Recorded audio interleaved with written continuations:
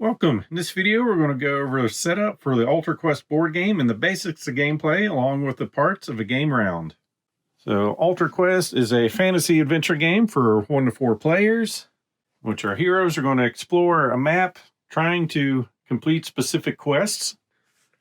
The rule book does show basics of how to set up and does have a good explanation of this, but we're going to go through these parts, starting with step 1, placing the game board on the table. And this thing takes up pretty much all of my space. So we're going to try to fit everything else around it. Step 2 is our character setup. So we can choose from one of the heroes. I'm playing this true solo. We'll see how that works out in a different video.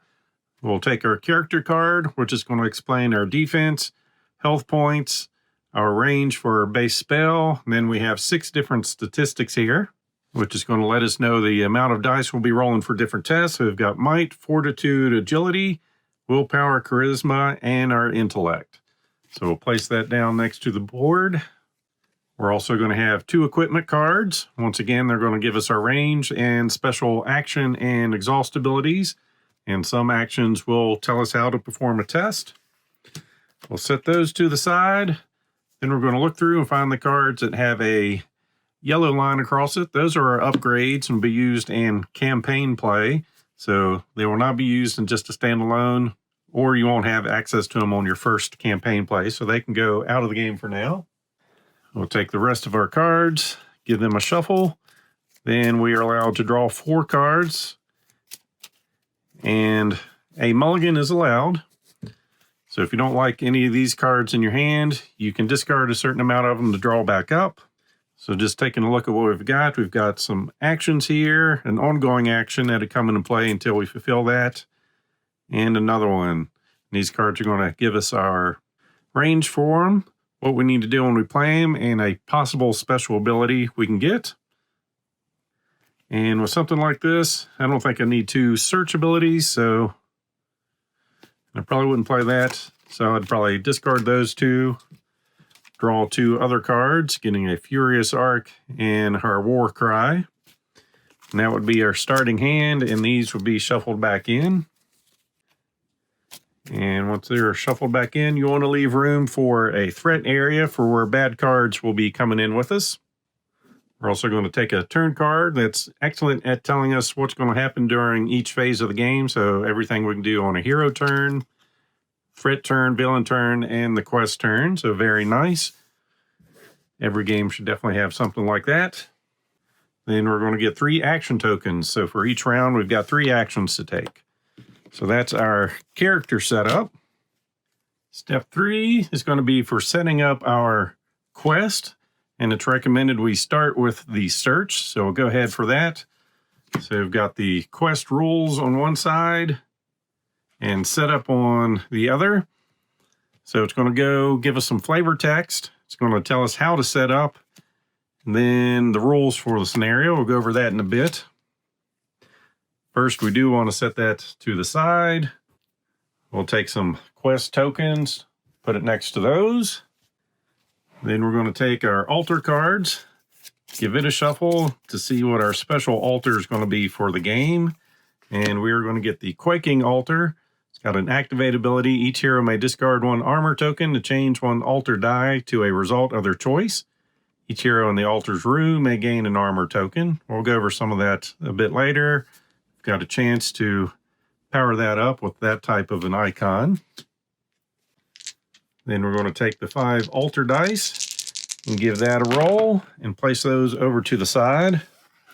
And each of those icons refers to a different type of rune. So we've got Wath, the Rune of Water, Storm's Ice, and the Mysterious Depths of Zine. Valkyris, basically fire. Braze, earth and stone. Loic of the wind, Aluna for light, and Nathander for the shadow.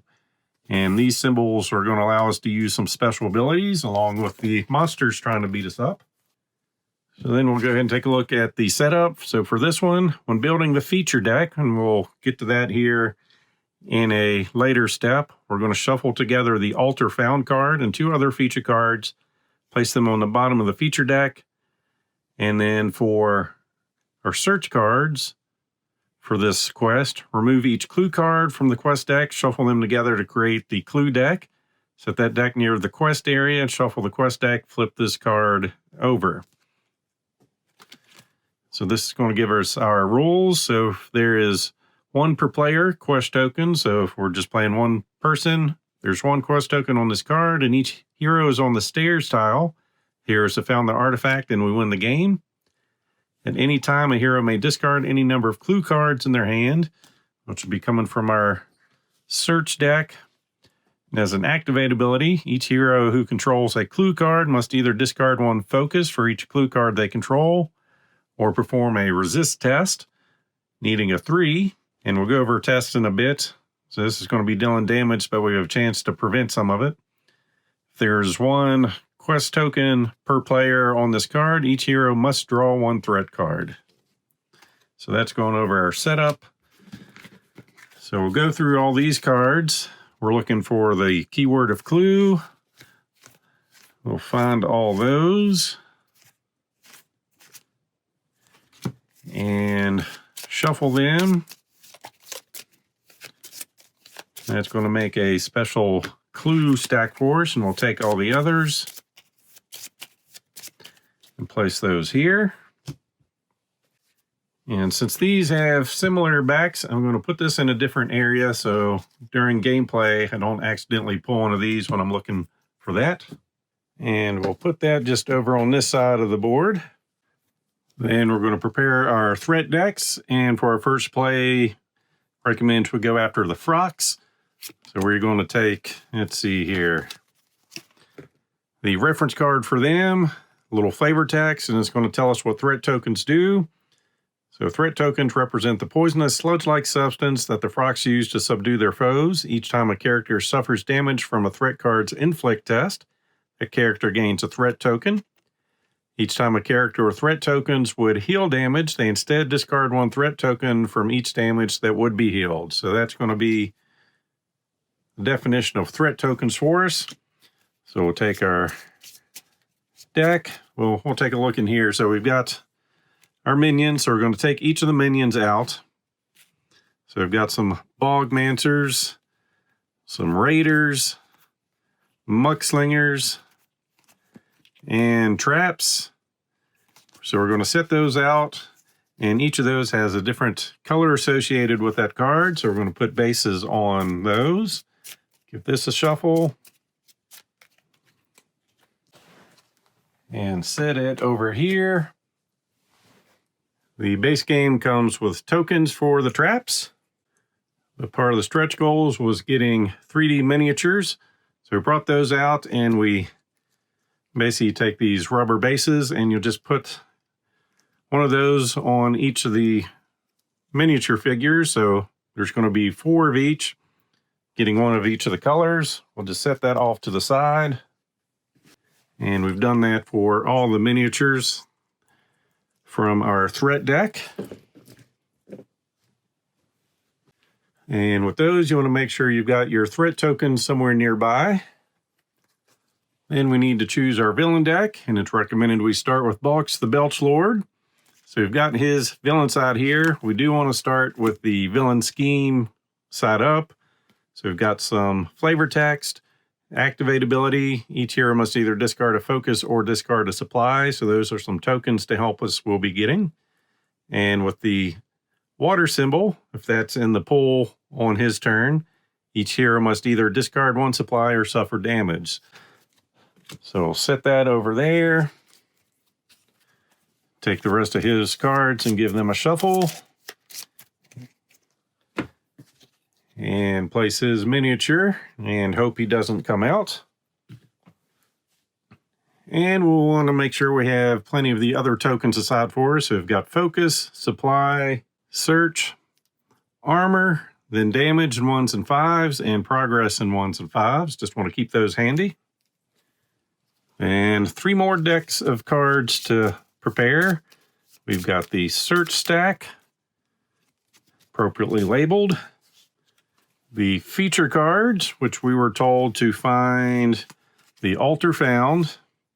And that's going to get shuffled in with 2 other cards. And they will go on the bottom of the stack. And the rest of the feature cards will go on top of that. And these reference a lot of the 3D train minis we received. And this stack, unless otherwise stated, should be a total of 8 cards. So you're going to have our altar and then 7 other cards. So if you have extra cards from expansions or such, you will have to fine-tune that down. Then the Lurker cards are going to be all the different types of monsters you have in your set. So these are just from the base game. You can freely add in the stuff from the expansions. And the last thing we do is pick a room we want to start in to place the stairs. It's going to tell you to use a feature space. And what that means is we've got these different arrows, 2 whites and 2 grays here. One looks to be a double arrow. That means if we just have one figure going on the board, it's going to go in that space. If something takes up 2 squares, it goes over the 2 white spaces.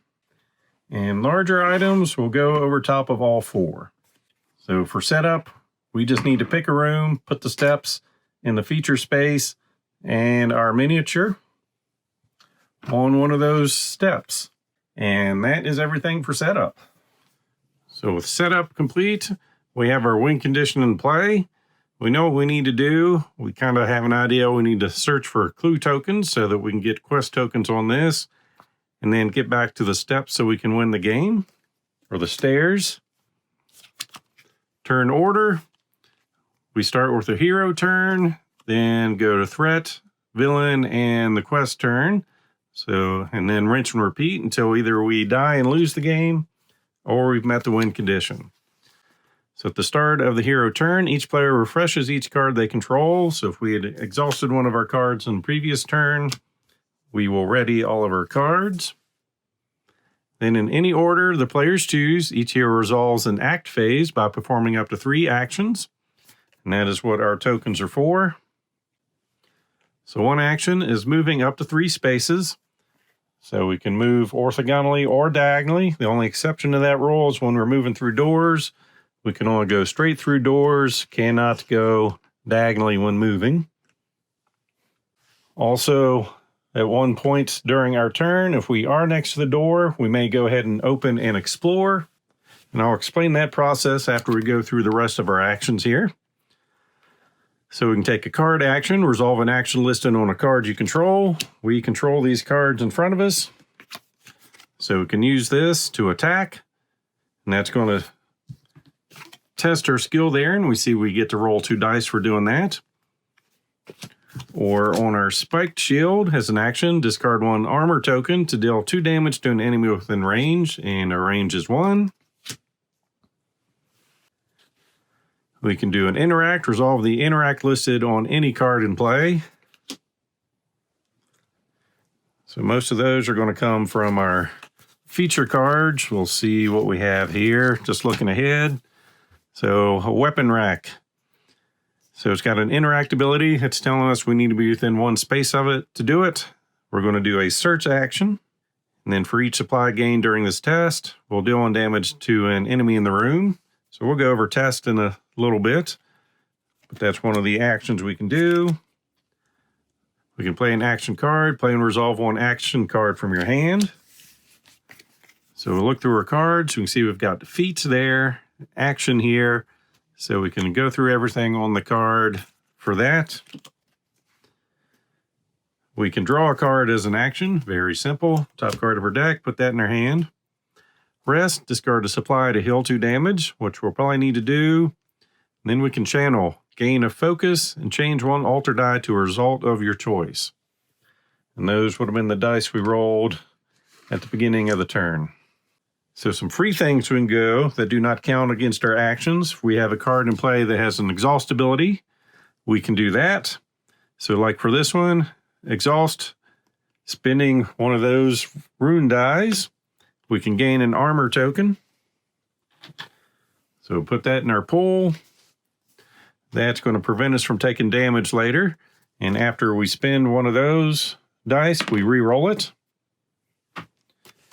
And there, that card is done. So we'll go into our move. We'll see how that works and go over the steps of revealing a room. So say we were here, started a turn, we want to get into this room. We move one, and this is the only time pretty much you can pause your movement. Typically you have to use all your actions before you go, all of your one action before you go to the next one. So we'd reveal this room. We'd open up the door. We'd then draw our feature card and place that. So we've got a weapon rack. And since this takes up 2 spaces, it's going to go on the white areas of the board. And this will go into the quest area for us to activate during that phase. Plus it does give us an interact, so if we're within 1 space of this, we can perform that interact action.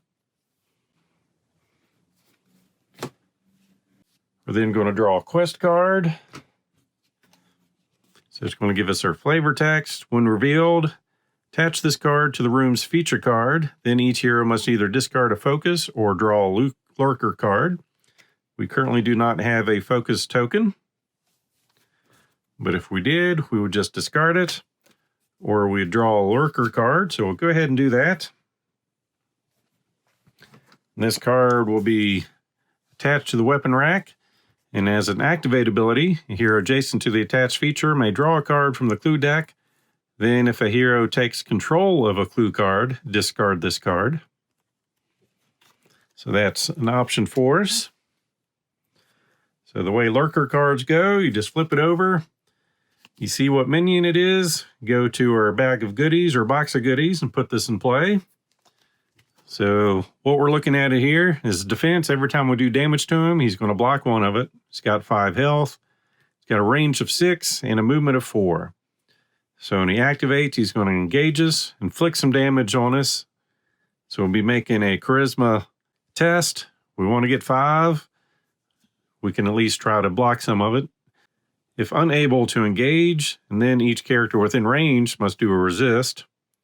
And if one of these symbols is available, which currently it is not, we're going to have another resist coming on.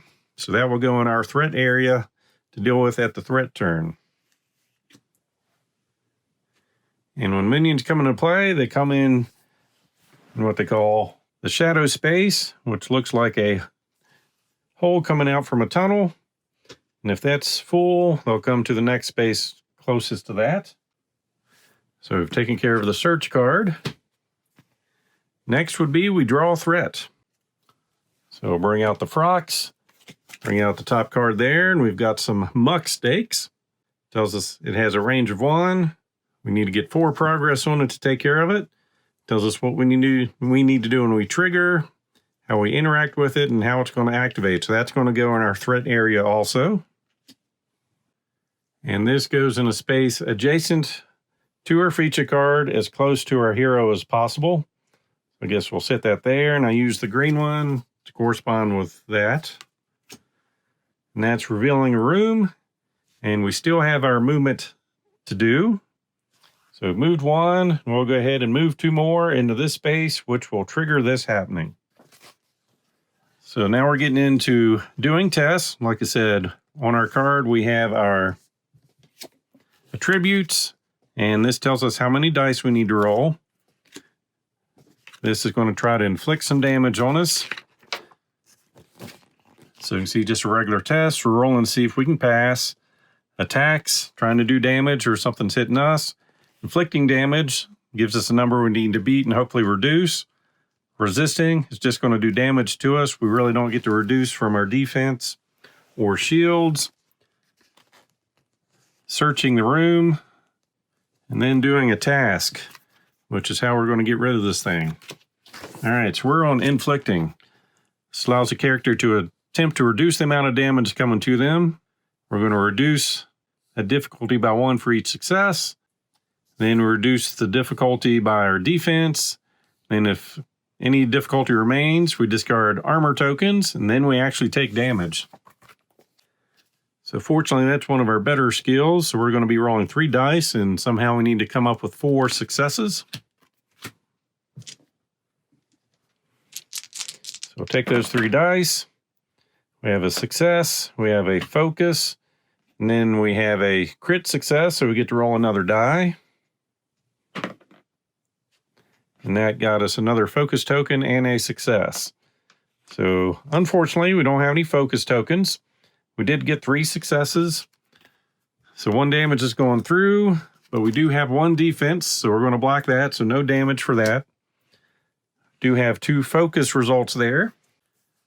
So we can use that to get 2 focus tokens to use on a later dice roll.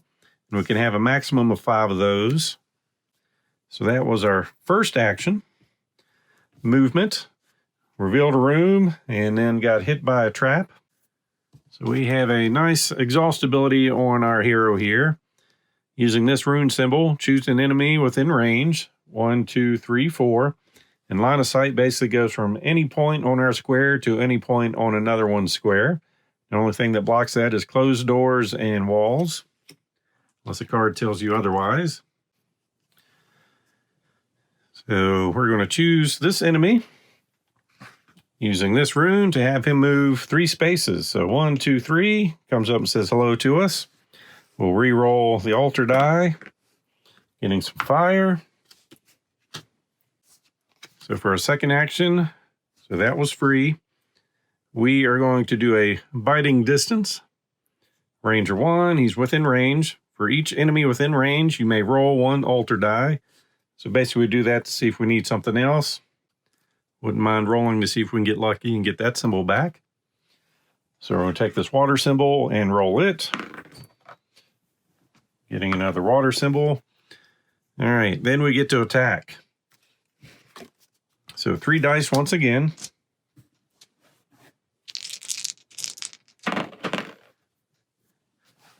Success, success and a focus, and another focus. He has a defense of 1 and 5 health. So that one's getting blocked because of his defense. Definitely doing 1 damage. And these can be used. We could use this one to get a token and then play a token on another one. But in this instance, I'm just going to spend 2 tokens, so we're doing a total of 3 damage. So basically we had a 1, 2, 3, 4 damage. This blocked 1, 3 came over. So we'll lose those tokens. That was our second action. Fortunately, you don't get to gain an armor, so that card gets discarded. Then for our third action, we'll just use our blade. So that gives us an attack. So we're going to get 2 dice this time.